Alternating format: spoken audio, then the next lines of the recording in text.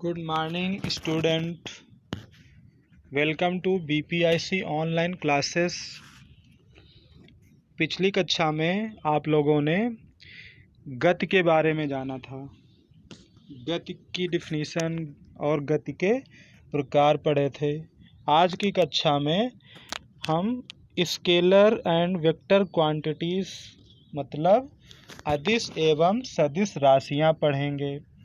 अदिश एवं सदिश राशियाँ। पहले अदिश राशियाँ देख लेते हैं। ऐसी राशियाँ जिनको व्यक्त करने के लिए केवल राशि का परिमाण आवश्यक होता है, दिशा की कोई आवश्यकता नहीं होती है। ऐसी राशियाँ अदिश राशियाँ कहलाती हैं। जैसे दूरी, आयतन, द्रव्यमान, घनत्व, दाब, कार्य, ऊर्जा, विद्युत आवेश, विभव, विद्युत धारा, प्रतिरोध, सामर्थ्य, ताप आदि प्रमुख अदिश राशियाँ हैं। अदिश राशि में जैसे दो शहरों के बीच की दूरी मान 100 किलोमीटर है, या किसी पिंड का द्रव्यमान 50 किलोग्राम है, या कमरे का तापमान 30 डिग्री सेल्सियस है। ये क्या है? इनमें केवल परिमाण जरूरी पड़ रहा है। मतलब दूरी कितनी है? 100 किलोमीटर है। द्रव्यमान कितना है? 50 किलोग्राम है। कमरे का तापमान कितना है? 30 डिग्री सेल्सियस है। इस तरीके से इनमें केवल परिमाण की आवश्यकता पड़ रही है और दिशा की आवश्यकता नहीं पड़ रही है। तो जिन भौतिक राशियों को व्यक्त करने के लिए केवल परिमाण की आवश्यकता होती है, मतलब कहने का केवल परिमाण की आवश्यकता होती, दिशा की आवश्यकता नहीं होती है। ऐसी राशियाँ क्या कहलाती हैं? अदिश राशियाँ कहलाती हैं, स्केलर क्वांटिटीज़ कहलाती हैं, जो आप लोगों को दिखाई पड़ रही हैं। दूसरी क्या है? सदिश राशि है। ऐसी राशियाँ जिनको व्यक्त करने के लिए परिमाण के साथ साथ दिशा की भी आवश्यकता होती है। ऐसी राशियाँ सदिश राशियाँ कहलाती हैं। विस्थापन, वेग, बल, संवेग, त्वरण, ये क्या है? सदिश राशि हैं। सदिश राशि का मतलब है उनको दिशा की आवश्यकता होती है और अदिश में परिमाण की आवश्यकता होती है, दिशा की आवश्यकता नहीं होती है। सदिश राशियों में परिमाण और दिशा दोनों की आवश्यकता होती है।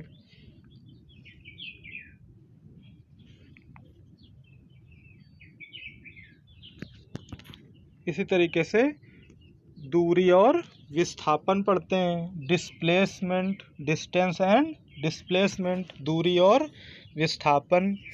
दूरी की डिफिनीशन क्या होती है? किसी गतिमान वस्तु द्वारा एक स्थान से दूसरे स्थान तक जाने में उसके मार्ग की लंबाई को वस्तु द्वारा तय की गई दूरी कहते हैं। दूरी एक अदिश राशि है। कैसी राशि है? दूरी एक अदिश राशि है। इसी तरीके से विस्थापन, किसी सरल रेखीय मार्ग पर किसी गतिमान वस्तु की अंतिम एवं प्रारंभिक स्थितियों के अंतर को वस्तु का विस्थापन कहते हैं। अंतिम एवं प्रारंभिक स्थितियों के अंतर को वस्तु का विस्थापन कहते हैं। विस्थापन एक सदिश राशि है। कैसी राशि है? विस्थापन एक सदिश राशि है। इन दूरी और विस्थापन में क्या अंतर है? दूरी एक अदिश राशि है और विस्थापन एक सदिश राशि है। दोनों का मात्रक मीटर होता है। क्या होता है? दूरी का भी मात्रक मीटर होता है और विस्थापन का भी मात्रक मीटर होता है।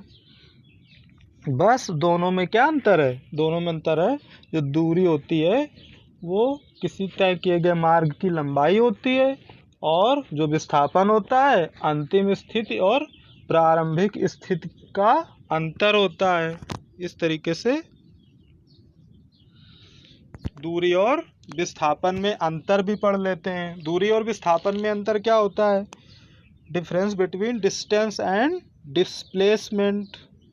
दूरी में नंबर एक क्या है? किसी समय में गतिमान वस्तु द्वारा तय किए गए पथ की लंबाई को दूरी कहते हैं। अभी आप लोगों ने पढ़ा था, तय किए गए मार्ग की लंबाई को क्या कहते हैं? दूरी कहते हैं। इसी तरीके से विस्थापन में किसी समय में गतिमान वस्तु की अंतिम व प्रारंभिक स्थितियों के बीच की जो न्यूनतम दूरी होती है उसे विस्थापन कहते हैं। दूरी के लिए केवल परिमाण होता है, मतलब दूरी कैसी राशि है, किसमें परिमाण होता था, अदिश में। और विस्थापन में परिमाण व दिशा दोनों होते हैं, इसलिए विस्थापन क्या है, सदिश राशि है। दूरी अदिश राशि और विस्थापन सदिश राशि है। दूरी हमेशा धनात्मक होती है।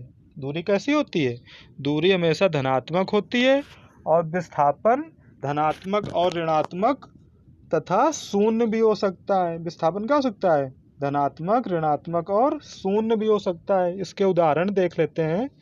इसके उदाहरण में वृत्ताकार मार्ग पर पूर्ण चक्कर लगा चुकी वस्तु में वस्तु का विस्थापन शून्य होगा। इसका मतलब है यदि कोई वस्तु वृत्तीय मार्ग पर गोल गोल घूम रही है, जिस बिंदु से वो चलती है उसी बिंदु पर वापस लौट आती है, तब विस्थापन क्या होगा, शून्य होगा। मान लिया हमने कि कोई वृत्ताकार मार्ग है जिसकी परिधि की लंबाई 25 मीटर है। कितने मीटर है, 25 मीटर। और कोई वस्तु एक स्थान से चलती है और पुनः उसी स्थान पर आ जाती है, तो विस्थापन की डिफिनीशन क्या पड़ी थी, अंतिम और प्रारंभिक स्थितियों के अंतर को विस्थापन कहते हैं। तो जब वो वस्तु जिस बिंदु से चली उसी बिंदु पर वापस आ गई, तो यानी कि अंतिम स्थिति उसकी क्या है, 25 मीटर, और प्रारंभिक स्थिति क्या है, 25 मीटर। दोनों का अंतर क्या हो जाएगा, शून्य हो जाएगा।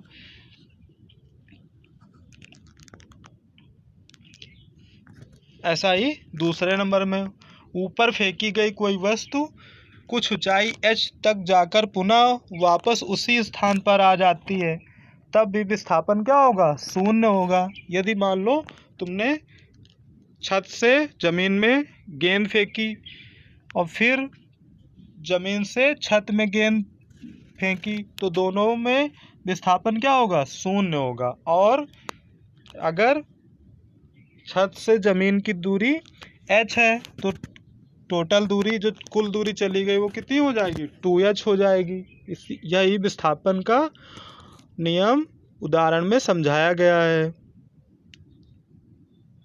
और अगले उसमें देख लेते हैं, एक समान तथा असमान गति, uniform motion and non uniform motion.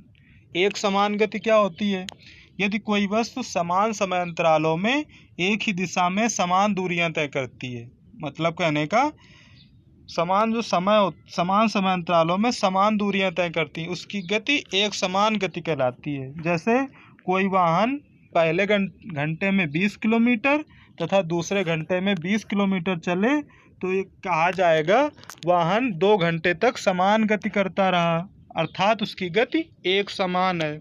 मतलब कहने का यदि कोई वस्तु एक समान समय में समान दूरी तय करती है तो वह गति एक समान गति कहलाती है, जैसा कि उदाहरण में बताया गया है। और एक समान गति के लिए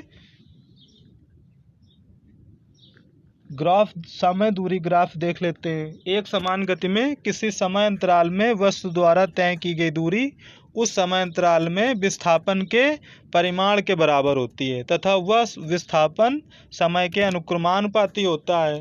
इसीलिए यदि समय को x अक्ष के अनुदिश तथा दूरी को y अक्ष के अनुदिश लेकर एक ग्राफ खींचा जाए तो यह ग्राफ सरल रेखी होता है। कैसा होता है, सरल रेखी। पहले ग्राफ में देख रहे हैं जो y अक्ष है, y अक्ष किसको बता रहा है, दूरी को बता रहा है। जो x अक्ष है वो समय को बता रहा है। तो विस्थापन कैसा है, विस्थापन का एक सरल रेखी ग्राफ प्राप्त होता है। ऐसा ही दूसरे ग्राफ में जो दूरी है वो y अक्ष में और जो समय है वो x अक्ष में है।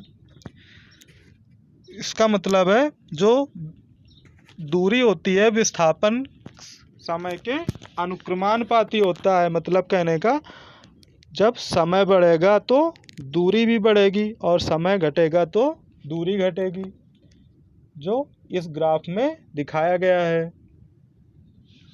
इस तरीके से दूसरी असमान गति, नॉन यूनिफॉर्म मोशन पढ़ते हैं। नॉन यूनिफॉर्म मोशन का मतलब है यदि कोई वस्तु समान समय अंतरालों में भिन्न भिन्न दूरियां तय करे तो उसकी गति को असमान गति कहते हैं। मतलब कहने का, अभी आप लोगों ने पढ़ा था समान गति, जो समान समय अंतरालों में समान दूरी तय करती थी वो समान गति होती थी, जो समान समय अंतरालों में भिन्न भिन्न दूरियां तय करती उसकी गति को क्या कहते हैं? असमान गति कहते हैं। जैसे यदि कोई वाहन पहले घंटे में 5 किलोमीटर की दूरी और दूसरे घंटे में 10 किलोमीटर की दूरी तय करता है, फिर तीसरे घंटे में 12 किलोमीटर की दूरी चलता है, तो ऐसी गति क्या होगी? असमान गति होगी। जैसा कि नीचे दिखाया गया, यदि गतिशील वस्तु की असमान गति की दूरी समय ग्राफ पर प्रदर्शित की जाए तो यह ग्राफ सरल रेखीय ना होकर टेढ़ा मेढ़ा प्राप्त होता है, जिग जैग के रूप में। मतलब असमान प्राप्त होता है, आकृति दूरी की अपेक्षा के मानों पर निर्भर करती है। इस तरीके से आप लोगों ने एक समान गति और एक असमान गति पढ़ ली। एक समान गति में क्या बताया गया? यदि कोई वस्तु समान समय अंतरालों में समान दूरी तय करती है तो एक समान गति होती है, और एक समान समय अंतरालों में अलग अलग दूरियां तय करती है तो असमान गति होती है। इस तरीके से बहुत बहुत धन्यवाद।